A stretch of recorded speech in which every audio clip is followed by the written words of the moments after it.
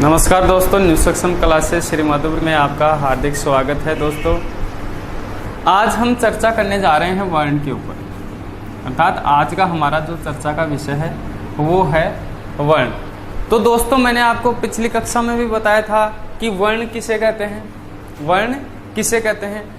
जैसा कि मैंने आपको बताया था कि ध्वनि जो भाषा की सबसे छोटी इकाई होती है, ध्वनि भाषा की सबसे छोटी इकाई होती है मौखिक भाषा की। अब इसी ध्वनि को किसी लिपि चिन्ह के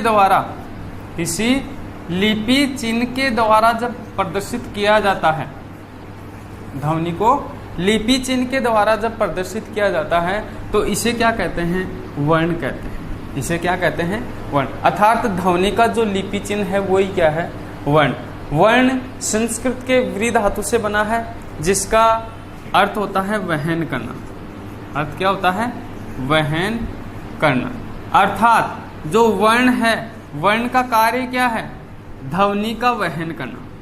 वर्ण का कार्य क्या है, ध्वनि का जो है क्या करता है, वहन करता है। ध्वनि का क्या करता है, वहन करता है।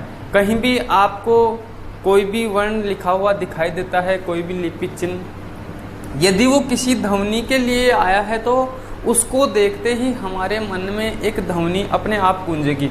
अर्थात जिस ध्वनि के लिए वो बना है, जिस ध्वनि के लिए वो निर्धारित है, तो उस ध्वनि का वो वहन करेगा। उस ध्वनि का क्या करेगा, वहन करेगा। जैसे हमारे सामने ये लिखा हुआ है, हमारे सामने ऐसा एक लिपि चिन्ह है। ये क्या है, लिपि चिन्ह है। अब इसको देखते ही हमारे अंतर मन में जो ग की ध्वनि है वो गूंजेगी, ग की ध्वनि अपने आप गूंजेगी। तो इस प्रकार जो वर्ण है वो ध्वनि का वहन करने का कार्य करते हैं, और ध्वनि के लिपि चिन्ह को क्या कहा जाता है, वर्ण कहा जाता है। तो अब दोस्तों देखते हैं कि भाषा में वर्ण जो हैं कितने प्रकार के पाए जाते हैं, वर्णों की व्यवस्था किस प्रकार की गई है। हिंदी के संदर्भ में इनके ऊपर हम चर्चा करेंगे।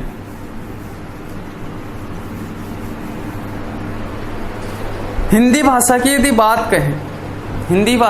बात करें तो वर्ण जो हैं दो प्रकार के होते हैं। वर्ण दो प्रकार के होते हैं, एक स्वर वर्ण होते हैं और एक व्यंजन वर्ण होते हैं।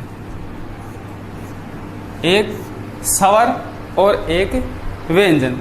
तो देखो दोस्तों, यहाँ ध्यान देने वाली बात यह है कि कौन सी ध्वनि या कौन से वर्ण को तो हम स्वर कहेंगे और कौन सी ध्वनि या कौन से वर्ण को हम व्यंजन कहेंगे। आखिर क्या इनमें अंतर है कि कुछ ध्वनि को हम स्वर बोलेंगे और कुछ ध्वनि को हम व्यंजन के नाम से जानेंगे। तो देखो, इनमें सबसे बड़ा जो अंतर है वो है उच्चारण का। सबसे बड़ा जो अंतर है स्वर और व्यंजन में वो किसका है, उच्चारण का है। दोस्तों, उच्चारण का कैसे कि जो स्वर ध्वनियां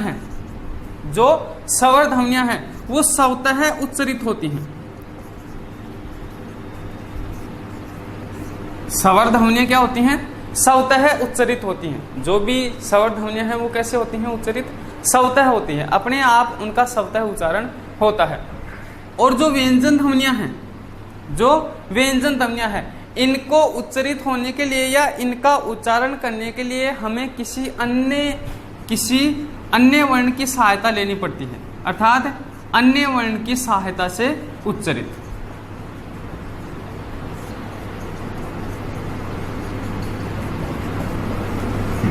अन्य वर्ण की सहायता से उच्चरित ध्वनियां क्या कहलाती हैं, व्यंजन कहलाती हैं। और जो स्वतः उच्चरित जो ध्वनियां हैं वो क्या कहलाती हैं, स्वर कहलाती हैं। अब देखो कैसे तो स्वतः उच्चारण होता है और कैसे किसी भी ध्वनि का उच्चारण करने के लिए हमें किसी अन्य ध्वनि की सहायता लेनी पड़ती है।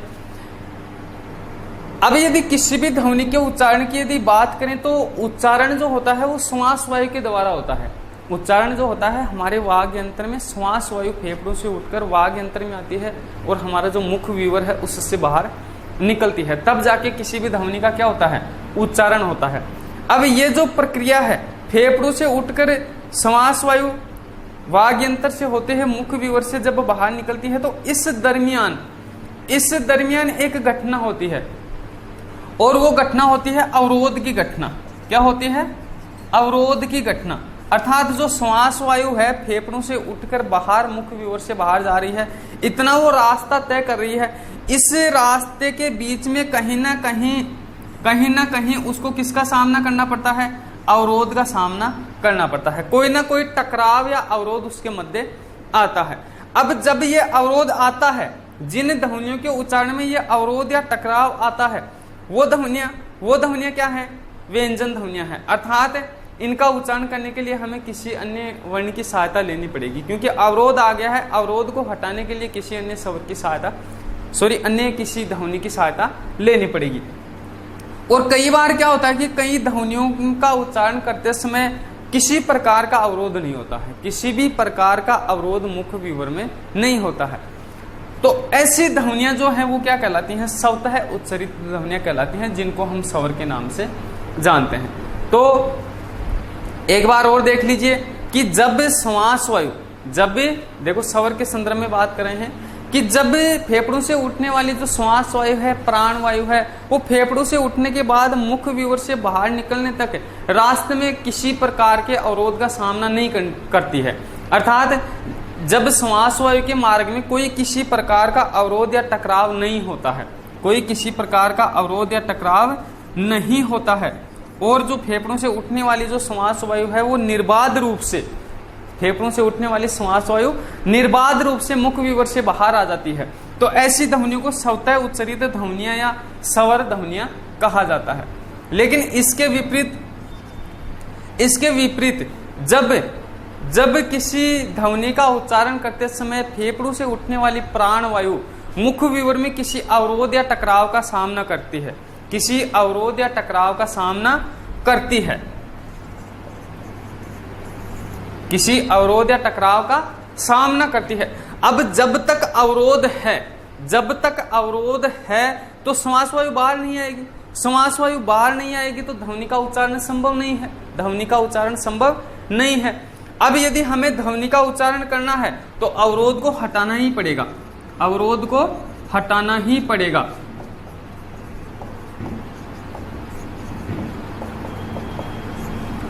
अरे भाई, जो श्वास वायु है वो जब फेफड़ों से उठकर बाहर आने की कोशिश कर रही है और बीच में कोई अवरोध आ गया है, तो जब तक अवरोध नहीं हटेगा तो श्वास वायु बाहर नहीं आएगी, और जब तक श्वास वायु बाहर नहीं आएगी तब तक क्या नहीं होगा? उच्चारण भी नहीं होगा, तब तक उच्चारण नहीं होगा। तो उच्चारण करने के लिए या अवरोध को हटाने के लिए किसी अन्य ध्वनि की क्या लेनी पड़ती है? सहायता लेनी पड़ती है। किसी भी अन्य ध्वनि की क्या लेनी पड़ती है? सहायता लेनी पड़ती है। और सामान्यतः हम जो स्वर ध्वनियां हैं या जो स्वतः उच्चारित ध्वनियां हैं उनकी ही सहायता लेते हैं, अवरोध को हटाने के लिए। क्योंकि जब किसी दूसरी व्यंजन ध्वनि की यदि सहायता लेंगे, तो फिर वो तो खुद क्या है? वो तो खुद किसी दूसरे की सहायता से उच्चरित होने वाली ध्वनि है। तो इस प्रकार इनका उच्चारण करने के लिए या अवरोध को हटाने के लिए किसी स्वतः उच्चरित ध्वनि की सहायता लेनी पड़ती है। जब तक सहायता नहीं लेंगे उच्चारण संभव नहीं है। क्यों नहीं है? क्योंकि अवरोध आ गया है और अवरोध को हटाने के लिए सहायता लेनी अति आवश्यक है। और इसीलिए इनको हम वर्ण रूप में बोल नहीं सकते। जो व्यंजन ध्वनियां हैं इनका उच्चारण हम हमेशा अक्षर रूप में करते हैं। किस रूप में करते हैं दोस्तों? अक्षर रूप में ही इनका उच्चारण करते हैं। क्योंकि वर्ण रूप में, वर्ण क्या है? यदि वर्ण की परिभाषा की बात करें या वर्ण के बारे में हमने चर्चा की थी, तो सबसे छोटी इकाई ध्वनि या वर्ण भाषा की सबसे छोटी इकाई। अब यदि यहाँ मैं किसी व्यंजन वर्ण की बात करूं तो जैसे हमारे पास ये क्या है? व्यंजन वर्ण है। अब इसका यदि उच्चारण करना चाहेंगे तो क्या होगा? अवरोध होगा। क्या होगा? श्वास वायु के मार्ग में अवरोध होगा। उस अवरोध को हटाने के लिए किसी स्वर की सहायता लेंगे या किसी स्वतः उच्चरित ध्वनि की हम सहायता लेंगे। अब सहायता लेने के बाद ही जो है इसका उच्चारण संभव है। सहायता लेने के बाद ही इसका उच्चारण संभव है। तो इसका उच्चारण हम इस रूप में नहीं कर सकते जो वर्ण है, या ये इसका वर्ण रूप है, इस रूप में इसका उच्चारण नहीं कर सकते।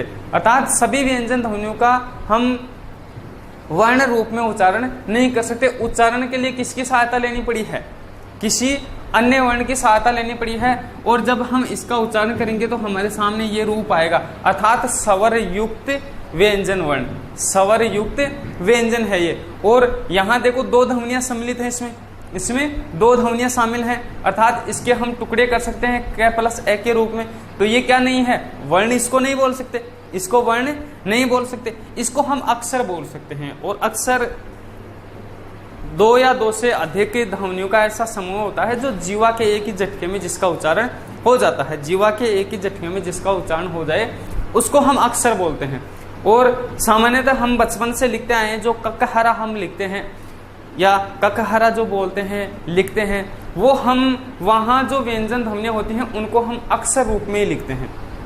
किस रूप में लिखते आए हैं, अक्षर रूप में उनको लिखते आए हैं। वर्ण रूप में हमने कभी इनको लिखा नहीं है, लेकिन वर्ण रूप में इनका उच्चारण भी संभव नहीं है।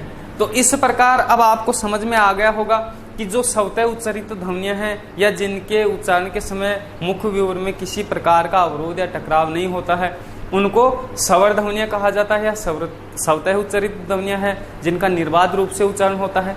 एक ऐसी ध्वनियां जिनका उच्चारण करते समय श्वास वायु को किसी न किसी अवरोध या टकराव का सामना करना पड़ता है, उस अवरोध या टकराव को हटाने के लिए किसी अन्य वर्ण की क्या लेनी पड़ती है, सहायता लेनी पड़ती है, और वो सहायता लेने के बाद ही उसका उच्चारण होता है और हमेशा अक्षर रूप में उच्चारण होता है।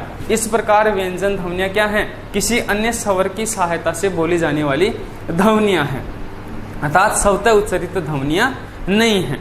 तो इस प्रकार हमारे हिंदी जो वर्णमाला है, हमारी हिंदी वर्णमाला में यदि स्वरों की बात करें तो मुख्यतः या मूलतः जो स्वर हैं वो कितने हैं, 11। मूलतः स्वरों की संख्या कितनी है, 11 है। और मूलतः यदि व्यंजनों की बात करें तो व्यंजनों की संख्या कितनी है, 33। इस प्रकार हमारी हिंदी जो वर्णमाला है उसमें मूलतः या मुख्यतः यदि वर्णों की बात करें तो कुल जो वर्ण हैं वो कितने हैं, 44। कितने वर्ण हैं दोस्तों, 44 हैं। अब देखो ये तो थी स्वर और व्यंजन की बात। यदि स्वर की बात करें तो जैसे ए, आ, ई, उ, री, ए, ऐ, ओ, औ, इस प्रकार 11 क्या हैं, स्वर हैं। और यदि व्यंजनों की बात करें तो कै, ख, ग, घ, नंग, च, छ, ज, झिया, ट, ठ, ड, ढ, ण, त, थ, द, ध, न, प, फ, ब, भ, म, य, र, ल, व, श, स, है। इस प्रकार कितने व्यंजन हैं, 33 व्यंजन हैं। अब इनके यदि आगे हम विभाजन की बात करें कि जो स्वर हैं वो भी अलग अलग आधार पर उनका भी हम आगे क्या कर सकते हैं, विभाजन कर सकते हैं। अलग अलग उच्चारण के आधार पर, प्रयत्न के आधार पर, श्वास वायु के आधार पर। उसी प्रकार हम व्यंजनों का भी अलग अलग स्थानों के आधार पर, अलग अलग उच्चारण में जो प्रयत्न है, प्रयत्न के आधार पर, इन विभिन्न आधारों पर आगे हम इनका क्या कर सकते हैं, विभाजन और कर सकते हैं या इनका हम वर्गीकरण कर सकते हैं। तो दोस्तों चाहे स्वर हो चाहे व्यंजन हो, चाहे स्वर हो चाहे व्यंजन हो, इनका यदि हम आगे विभाजन देखना चाहते हैं या इनका हम उच्चारण संबंधी जो इनका जो व्यवहार है वो यदि समझना चाहते हैं तो उसके लिए हमें सबसे पहले वाग यंत्र को समझना अपेक्षित है। सबसे पहले हमें किसको समझना होगा, वाग यंत्र को समझना होगा। उसके बाद में हम अलग अलग स्वरों का विभाजन देखेंगे और व्यंजनों का विभाजन भी देखेंगे। तो सबसे पहले देखते हैं वाग यंत्र क्या है और वाग यंत्र में जो ध्वनि है वो कैसे उच्चारित होती है, किस प्रकार से वाग यंत्र के विभिन्न जो अवयव हैं वो कार्य करते हैं, इसके ऊपर हम चर्चा करते हैं।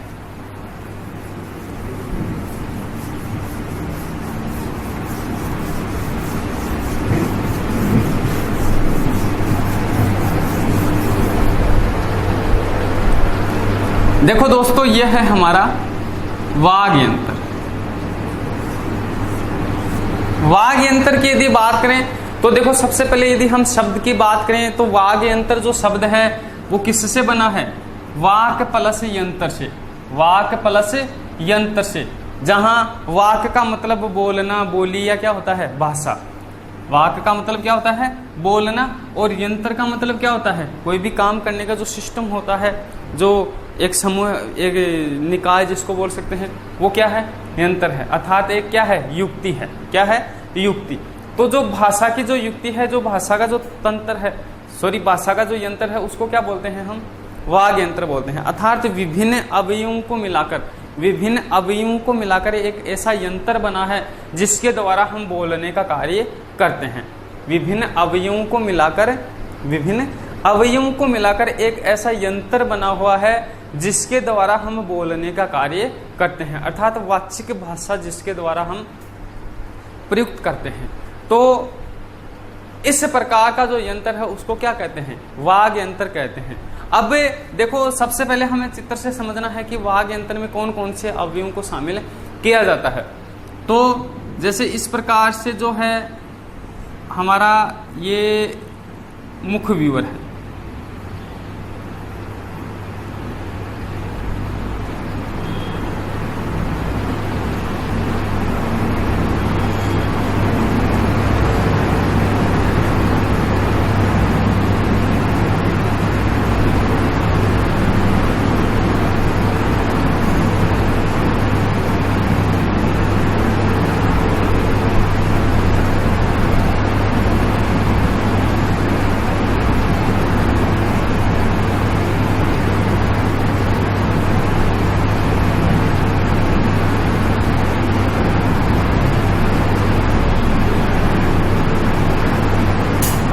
देखो दोस्तों, ये तो है हमारा मुख्य गुहा, जहां ऊपर जो है तालु है। ऊपर क्या आता है? यहाँ तालु आता है।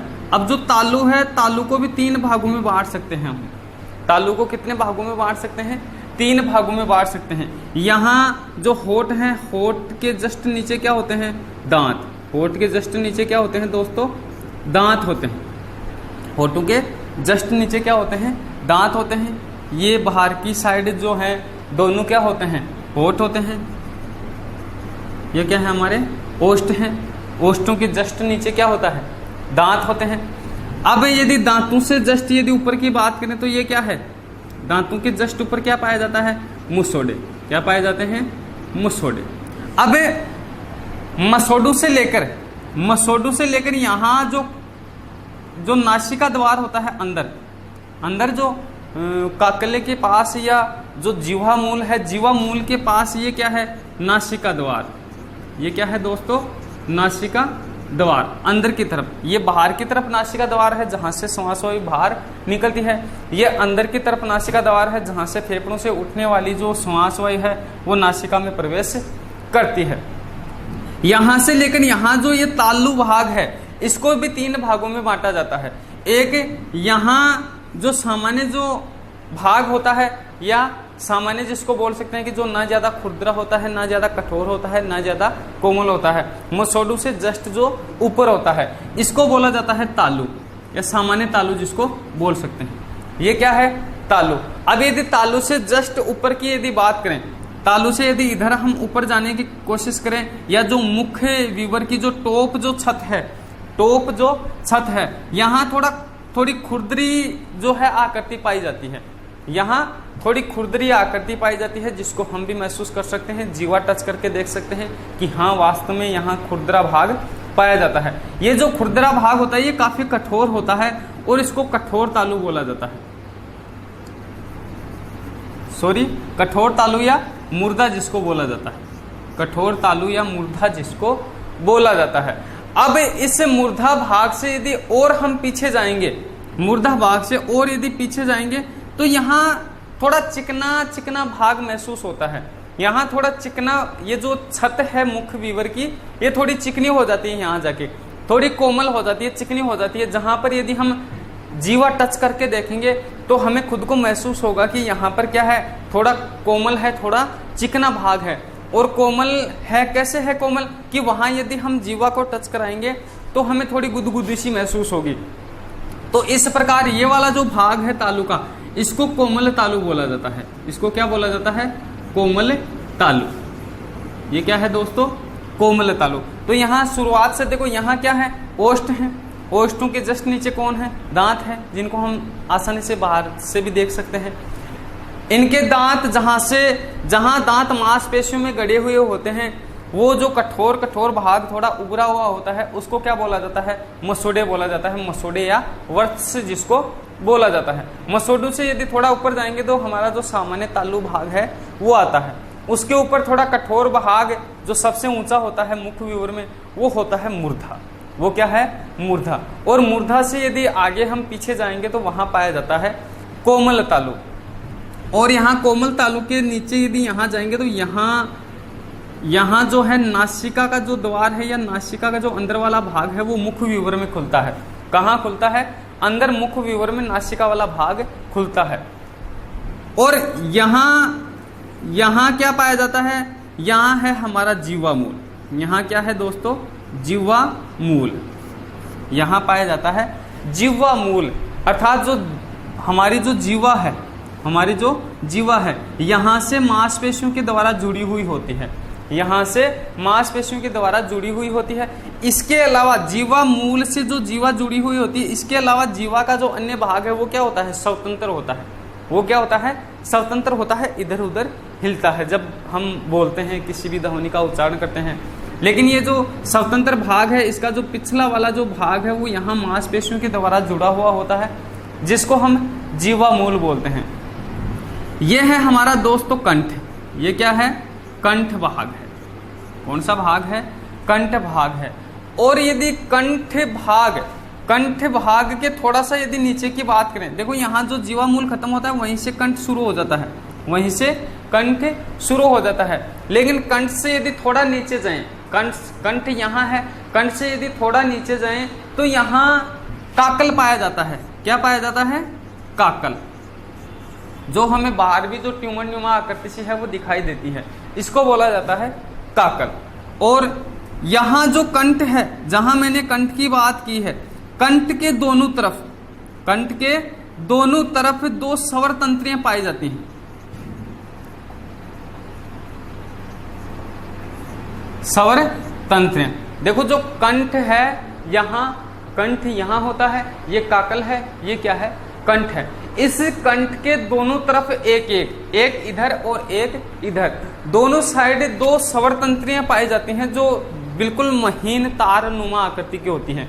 बिल्कुल महीन तार नुमा आकृति की दो स्वर तंत्रियां पाई जाती हैं, जो किन्हीं भी ध्वनियों का जब हम उच्चारण करते हैं तो उनमें कभी खिंचाव आ जाता है, कभी उनमें खिंचाव नहीं आता है, कभी उनमें खिंचाव आ जाता है। अर्थात कभी कभी वो क्या करती हैं कि तन जाती हैं, बिल्कुल उनमें खिंचाव उत्पन्न हो जाता है। कभी ये खिंचाव कम होता है, कभी ज्यादा होता है। वो अलग अलग ध्वनियों के ऊपर निर्भर करता है कि हम किस प्रकार की ध्वनि का उच्चारण कर रहे हैं।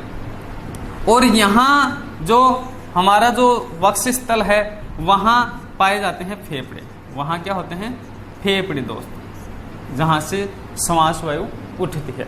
तो अब देखो वाग यंत्र में किसी भी ध्वनि का उच्चारण कैसे होता है कि यहाँ फेफड़ों से जब हम किसी भी ध्वनि का उच्चारण करने की कोशिश करते हैं तो यहाँ फेफड़ों से जो है प्राण वायु उठती है, श्वास वायु यहाँ से उठती है। अब श्वास वायु यहाँ कंठ से होते हुए, काकल से होते हुए, यहाँ जीवा से होते हुए क्या करती है? यहाँ बाहर निकल जाती है, यहाँ बाहर निकलती। तो श्वास वायु जब यहाँ से उठकर यहाँ होठों से बाहर आती है, इसी दरमियान ये जो विभिन्न अवयव हैं वो अपना अपना अलग अलग तरीके से कार्य करते हैं, अपना अलग अलग तरीके से अलग अलग कार्य करते हैं। और इनके कार्यों के आधार पर ही कि कोई भी अवयव किस तरह से किसी ध्वनि के उच्चारण में कार्य कर रहा है, उसी के आधार पर हम जो वर्ण है, स्वर और व्यंजन, इनका अलग अलग जो विभाजन है वो देख सकते हैं। अर्थात इनका जो विभाजन है वो इन्हीं के आधार पर किया गया है, वो इन्हीं के आधार पर इनको अलग अलग भागों में, अलग अलग वर्गों में इनको बांटा गया है। तो उस विभाजन को समझने के लिए हमें इस वाग यंत्र को समझना जरूरी है, इस वाग यंत्र को समझना जरूरी है। अब देखो वाग यंत्र जो है एक निकाय की तरह कार्य करता है। वाग यंत्र एक निकाय की तरह कार्य करता है जिसमें प्रत्येक अवयव का क्या होता है? महत्व होता है। प्रत्येक अवयव का अपनी अपनी जगह क्या होता है? अपना अपना महत्व होता है। किसी भी अवयव के बिना हम जो वाग यंत्र है उसको पूर्ण नहीं कह सकते। प्रत्येक अवयव का अपना अपना कोई ना कोई कार्य जरूर होता है, किसी न किसी ध्वनि के उच्चारण में वो अपना योगदान जरूर देता है।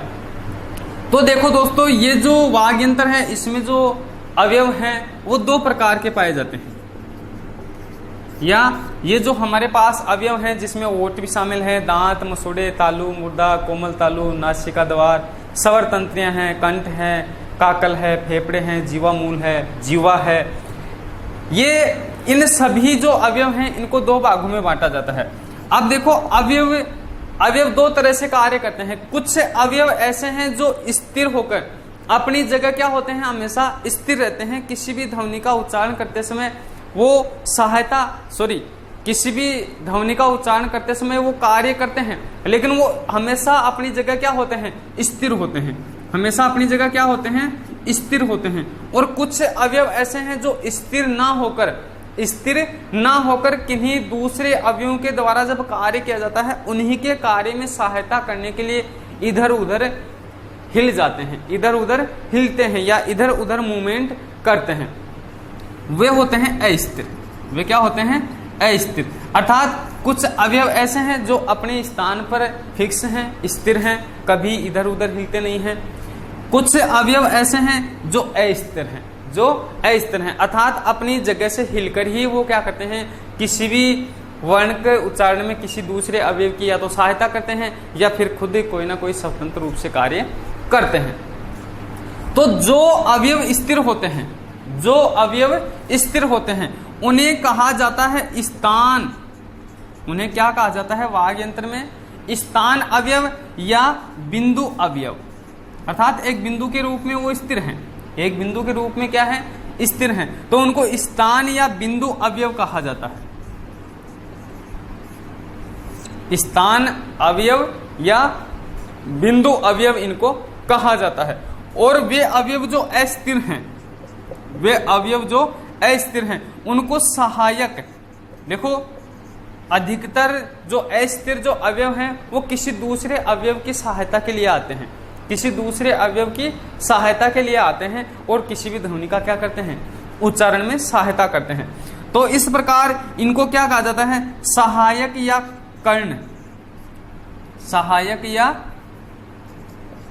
कर्ण अवयव कहा जाता है।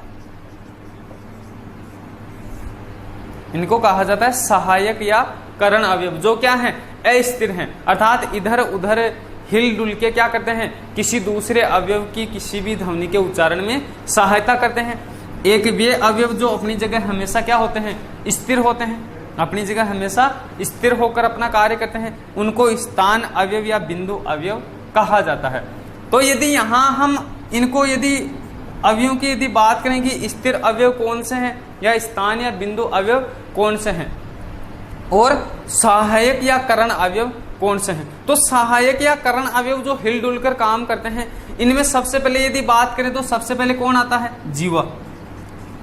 जीवा कभी स्थिर नहीं होती है, जीवा स्थिर नहीं है, कर्ण अवयव है, अर्थात इधर उधर हिलती है, मूवमेंट करती है। इसके अलावा जो कोमल तालु भी क्या करता है, इधर उधर हिल डुल के किसी अन्य अवयव की क्या करता है, सहायता करता है या किसी भी ध्वनि के उच्चारण में सहायता प्रदान करता है। तो हम कोमल जो तालु है इसको भी इस श्रेणी में रख सकते हैं, कोमल तालु। और इसी प्रकार जो नीचे वाला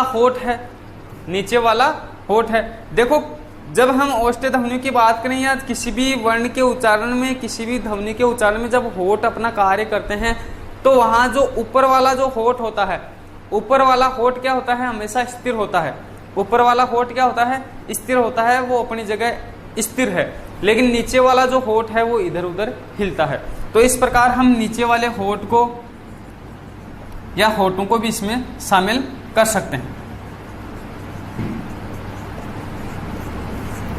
नीचे वाला ओष्ठ, जीवा हो गई, एक कोमल तालु आ गया। एक यहाँ हमारे जो स्वर तंत्रियां हैं, स्वर तंत्रियां भी क्या करती हैं, इधर उधर हिलती हैं। अर्थात जब इनके ऊपर अंदर से वायु का जब प्रेशर लगता है तो ये फैल जाती हैं, कभी सिकुड़ जाती हैं, कभी इनमें खिंचाव आ जाता है। तो इस प्रकार स्वर तंत्रियां जो हैं वो भी क्या हैं, कर्ण या सहायक अवयवों की श्रेणी में हैं, या इनको भी हम कर्ण या सहायक अवयवों की श्रेणी में शामिल कर सकते हैं। स्वर तंत्रियां। और इसके अलावा जो काकल है, काकल की यदि बात करें तो काकल भी क्या है, काकल भी कर्ण अवयव में शामिल किया जाता है। काकल भी क्या है, एक तरह से सहायक अवयव है, अर्थात अपनी जगह स्थिर नहीं होता है। जब भी ये होता है किसी भी वर्ण या ध्वनि का जब उच्चारण करते हैं तो ये इधर उधर ऊपर नीचे होकर क्या करता है, सहायता करता है उसके उच्चारण।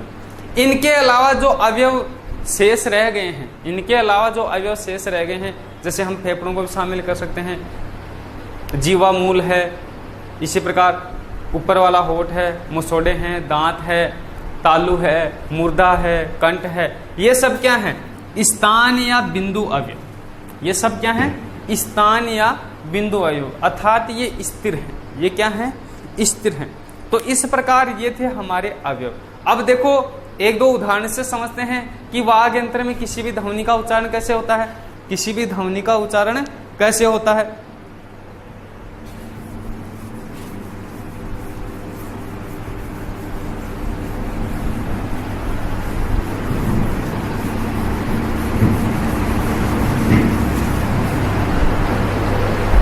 जैसे हमारे पास दो वर्ण हैं, एक हमने कै का उच्चारण किया और एक तय का उच्चारण किया, एक कै का उच्चारण करते हैं और एक तय का उच्चारण करते हैं। अब देखो जब हम कै का उच्चारण करेंगे तो हम खुद महसूस कर सकते हैं, जब हम कै का उच्चारण करते हैं तो जो श्वास वायु है, अब देखो दोनों ही क्या है, व्यंजन ध्वनियां हैं, दोनों ही क्या है, व्यंजन ध्वनियां हैं।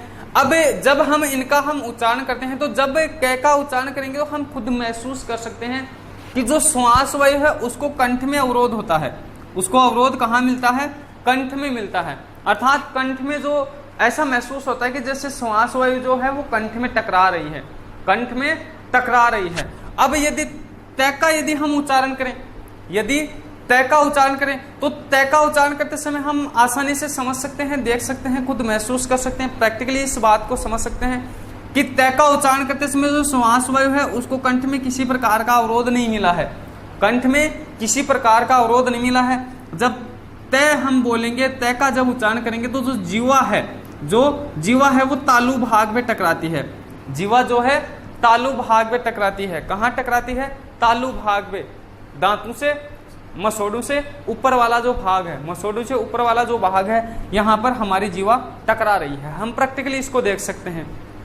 तो इस प्रकार जब जीवा यहाँ टकराती है तो श्वास वायु को जो अवरोध है वो भी कहाँ हो रहा है, यहाँ तालु के पास होता है। तो इस प्रकार विभिन्न जो वर्ण हैं उनके उच्चारण में विभिन्न अवयव अलग अलग तरीके से कार्य करते हैं। इसी प्रकार एक दूसरा उदाहरण लें, जैसे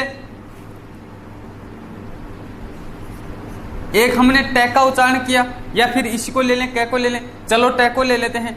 एक टै का उच्चारण किया और एक नै का उच्चारण किया, एक उच्चारण किसका किया, नै का, और एक टै का। जब टै का हम उच्चारण करेंगे, जब टै का हम उच्चारण कर रहे हैं तो टै का उच्चारण करते समय जो श्वास वायु जो है, हम देखें कि यदि हम नोटिस करें तो हम पाएंगे कि जो श्वास वायु है वो यहाँ से निकलती हुई यहाँ मुख विवर से बाहर जा रही है, यहाँ मुख विवर से बाहर जा रही है, और जो जीवा है वो कहाँ टकरा रही है, यहाँ तालु से ऊपर जो मूर्धे वाला जो भाग है, मूर्धा जो भाग है, यहाँ जीवा टकरा रही है।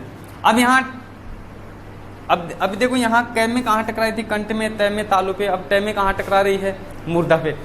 अब नै की यदि बात करें, नै की यदि बात करें तो नै का उच्चारण करते समय जीवा कहाँ टकरा रही है, तालु पे टकरा रही है, कहाँ टकरा रही है, तालु पे टकरा रही है। लेकिन यहाँ अब देखो श्वास वायु की यदि निकलने की बात करें तो तय का उच्चारण करते समय जो श्वास वायु वो पूर्ण रूप से मुख से बाहर जा रही है, पूर्ण, यानी कि जितनी श्वास वायु यहाँ से उठी थी उतनी की उतनी मात्रा कहाँ से बाहर निकल रही है, मुख विवर से बाहर निकल रही है, अर्थात फोटों के द्वारा बाहर निकल रही है।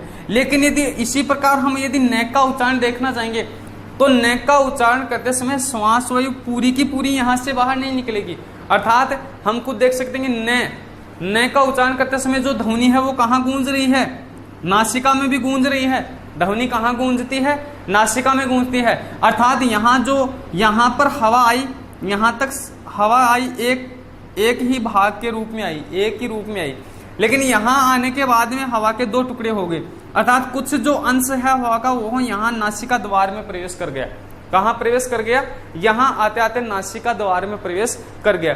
और इस प्रकार श्वास वायु का कुछ जो अंश है वो यहाँ नासिका से भी बाहर निकल गया, और जो मुख्य जो भाग है वो कहाँ से निकल गया, मुख से बाहर निकल गया। अर्थात दोनों से मुख विवर से है वहां से भी जो श्वास वायु निकल रही है, नासिका द्वार में कुछ अंश प्रवेश करके नासिका द्वार से भी कुछ जो वायु है बाहर निकल रही है। तो इस प्रकार अलग अलग वर्णों के उच्चारण के समय अलग अलग जो अवयव हैं वो किस तरह से कार्य करते हैं, किस प्रकार से अपना अपना योगदान देते हैं, इन सब को समझना अति आवश्यक है। तब जाके हमें आगे जो वर्णों का जो अलग अलग विभाजन है वो समझ में आएगा दोस्तों। तो ये था हमारा वाग्यंत्र, ये था दोस्तों वाग्यंत्र जो एक निकाय की तरह कार्य करता है। विभिन्न जो अवयव हैं वो अपने अपने तरीके से अपना अपना कार्य करते हैं, अलग अलग तरीके से कार्य करते हैं, और इनको दो भागों में बांटा गया है। एक स्थिर या बिंदु अवयव कहा गया है, और एक करण अवयव या सहायक अवयव इनको कहा गया है जो अस्थिर है। अब हम शुरू करते हैं स्वर के ऊपर चर्चा। स्वरों के ऊपर हम विस्तार से चर्चा करेंगे। तो स्वर की यदि परिभाषा की यदि बात करें तो आपको पहले भी बताया है कि वे ध्वनियां जिनका उच्चारण करते समय फेफड़ों से उठने वाली प्राण वायु को मुख विवर में कोई किसी प्रकार का अवरोध या टकराव नहीं मिलता है, या किसी भी अवरोध या टकराव का सामना उसको नहीं करना पड़ता है, तो ऐसी ध्वनियां क्या कहलाती हैं, स्वर कहलाती हैं। अर्थात निर्बाध रूप से स्वतः उच्चरित होने वाली ध्वनियों को क्या कहा जाता है, स्वर कहा जाता है। स्वरों की यदि संख्या की बात करें तो कितने बताए थे, 11 बताए थे। कितने बताए गए हैं, स्वरों की संख्या कितनी है, 11 है। कौन कौन से स्वर हैं, ए, आ, ई, उ,